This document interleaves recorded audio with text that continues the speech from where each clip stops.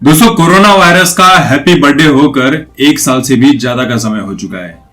इन 1 सालों में यानी खासकर ये जो साल 2020 था, ये हम सभी के लिए किस तरह से गया और कितना तकलीफ में गया है, ये हम अच्छी तरह से जानते हैं। लाखों लोगों की जान गई, लाखों लोगों की नौकरियां चल गई, करोड़ों लोग बेरोजगार हो गए, तो बहुत सारी चीजें आई। लेकिन अब जो चीज सामने आ रही है कि जो दुनिया भर के देश है, हर कोई देश अपने अपने हिसाब से कोरोना वायरस की जो वैक्सीन है वो बनाने की कोशिश में लगा हुआ है। कुछ लोगों को थोड़ी थोड़ी सफलता मिल रही है और कुछ लोग उसमें पूरी तरह से फेल हो जा रहे हैं।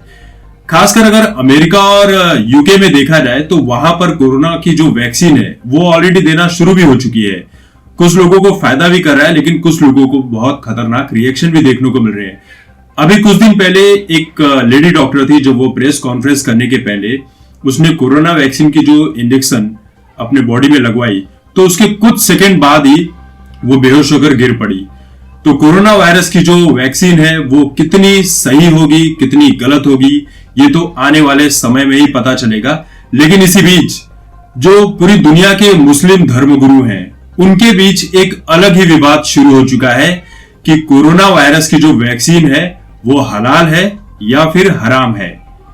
तो ये जो मुद्दा है ये वाकई बहुत बड़ा मुद्दा है। अगर ये मुद्दा आगे तक गया तो न जाने कितने ही लोगों की जान जो बच सकती है वो दुविधा में पड़ जाएगी। तो हुआ ऐसा कि इंडोनेशिया के जो मुस्लिम धर्म गुरु हैं और वो जो राजदूत हैं, जो एम्बेसडर होते हैं, वो चाइना गए हुए थे कोरोना वैक्सीन की जो दवा है उसके बारे में जानकारी लेने।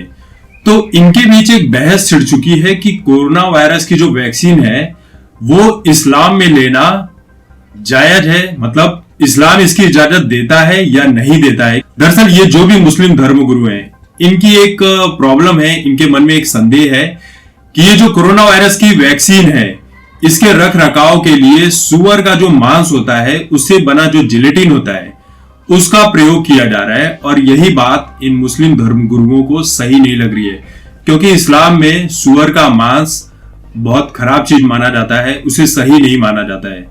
लेकिन कोरोना वायरस की जो वैक्सीन बना रही हैं जो कंपनियां हैं, जिसमें फाइजर, एस्ट्राजेनेका और मॉडर्ना, ये जो कंपनियां हैं, इन्होंने साफ साफ ये कह दिया है कि हमारी दवाओं में यानी कोरोना वैक्सीन में ऐसा किसी भी तरह का यानी सुअर के मांस का या उसके जिलेटिन का प्रयोग नहीं किया जा रहा है और इसको हम गलत ठहराते हैं। ये जो भी खबर फैल रही है ये पूरी तरह से फेक है, फर्जी है।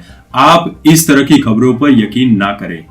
सवाल यह भी उठ रहा है कि कोरोना वैक्सीन जो है वो हलाल है या हराम है, इसको दिया जाना चाहिए या नहीं दिया जाना चाहिए। मुस्लिम धर्मगुरुओं का यह कहना है कि जब तक इस वैक्सीन को, ये जितने भी वैक्सीन बन रहे हैं, इसको हलाल सर्टिफिकेशन नहीं दिया जाएगा, तब तक हम अपने लोगों को कोरोना की वैक्सीन लेने के लिए मना करेंगे। जब एक बार हलाल सर्टिफिकेशन मिल जाएगा तो हम अपने धर्म के लोगों को कहेंगे कि आप कोरोना वैक्सीन को ले सकते हैं, क्योंकि हमें हलाल सर्टिफिकेशन मिल चुका है। दोस्तों, वैसे किसी भी धर्म के ऊपर किसी भी तरह की कोई टिप्पणी करना सही नहीं होता है।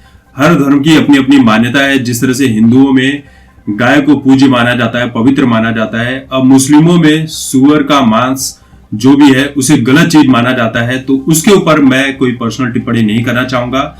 ये मुस्लिम धर्मगुरुओं की बात है, वो डिसाइड करेंगे उनके धर्म के लोगों के बारे में कि ये दवा लेनी चाहिए कि नहीं लेनी चाहिए। लेकिन इतना जरूर कहूंगा कि इंसानों की जान बहुत कीमती है। जिस तरह से इस दुनिया में चाहे वो जानवर हो चाहे इंसान हो, सबकी जान कीमती होती है, तो ठीक उसी तरह से इंसान की जान की भी बहुत कीमत होती है। अगर आप एक परिवार का हिस्सा है, अगर आपके परिवार में आपके बच्चे को, आपकी बीवी को या किसी को भी कोरोना वायरस हो गया और वो इस कगार पर है कि उसकी मृत्यु हो जाएगी, तो क्या उस वक्त भी हम ये डिसाइड करेंगे कि ये कोरोना वैक्सीन हलाल है या हराम है?